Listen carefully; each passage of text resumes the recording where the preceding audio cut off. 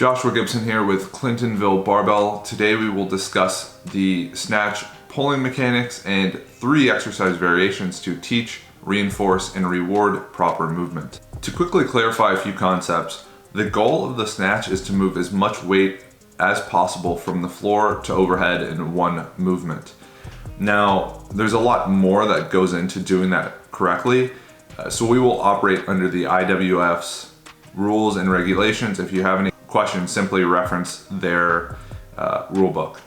To lift as much weight as possible in the snatch, it is accomplished through the development of technical efficiency, defined in the technique triad as the ratio of necessary work performed by a lifter during a lift compared to the total work being done, which involves optimizing bar trajectory from the floor to the receiving position, keeping the bar in the area of support and as close to the center of mass as possible, and fixating the heaviest weight overhead at the lowest possible point. Misses are often the result of improper pulling trajectory, leaving the bar either out front, behind, or mistimed in the catch.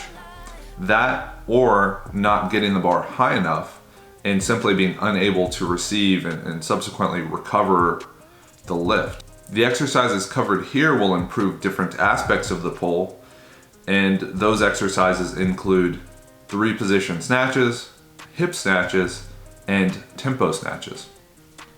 The first exercise is a complex composed of lifts from different hang heights.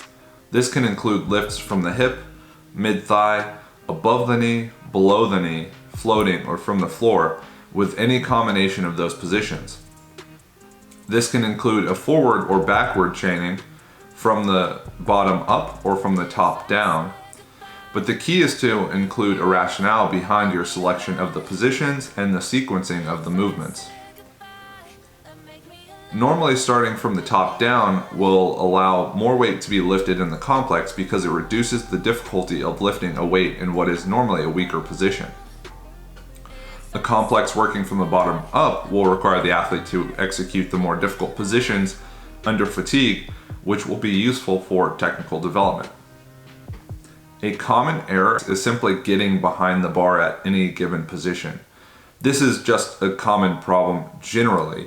Athletes tend to let the shoulders pull behind the bar early before the bar reaches the hip. This will change the pressure in the foot and subsequently the athlete's balance and send the bar horizontally, creating some sort of loop when they fixate it overhead. Second, the tempo snatch is a variation of the full snatch, but with a prescribed tempo during the pull. This variation targets the break of the weight from the floor to the position of the bar at explosion. The explosion is when the bar is at the hip and the athlete is extending up to create vertical force. Normally, the pull will be 3 to 4 seconds long, and when the bar reaches mid-thigh, an acceleration of the weight will occur. The slowing of the pull brings a hyper-awareness of where the bar is in space because oftentimes speed can blur movement and any potential errors. Reducing speed will reduce the difficulty of maintaining a balanced position through the pull and reward a closer bar body position. A very simple error is rampant in the weightlifting world with this exercise. It is simply pulling too quickly. If there is a prescribed tempo, make sure you do whatever you can to assume that tempo. If you use a metronome, someone counting for you, or just simply try to overshoot it with your own counting mechanism. When you're pulling faster than needed, all it does is reduce the efficacy of the movement and create a normal snatch, so don't do that. Lastly, an exercise which will target the pull from the power position to the fixation of the bar overhead is the hip snatch. This exercise can be performed with many different variation of pulls to get the bar to the hip. There are so many different variations, you can simply plug and play and see what helps you execute the hip snatch properly. I found that a pull to hold at extension followed by a hip snatch a la Catalyst Athletics tends to work really well with straightening out the finish and also keeping the bar closer after the extension and subsequently during the pull under.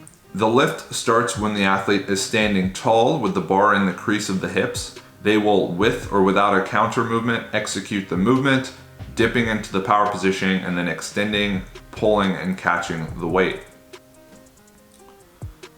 The shoulders will slightly cover the bar, the knees will be slightly bent, the weight will be balanced over midfoot, maybe just so slightly over the heels or towards the heels. The arms will be long and relaxed, and the lift will then be aggressively executed. A common error is dipping too low and hinging too much at the hips, leading to a forward jump to receive the bar. The excessive dip and forward lean changes the balance, putting the weight too far forward on the foot, leading to a loop of the bar and horizontal movement to go get it.